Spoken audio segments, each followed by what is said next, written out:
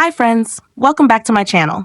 In today's video, I'm going to show you how to turn off the keyboard typing sound on the Samsung Galaxy S25 Plus.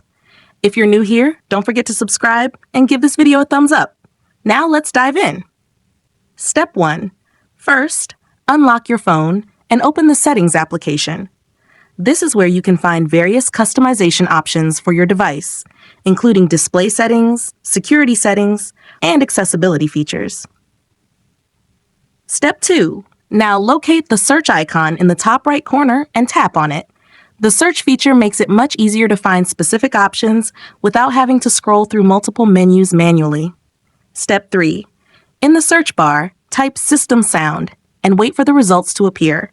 This will bring up relevant options related to sound settings on your device. Step 4. After performing the search, find the System Sound option from the search results and tap on it. Choose the System Sound option again.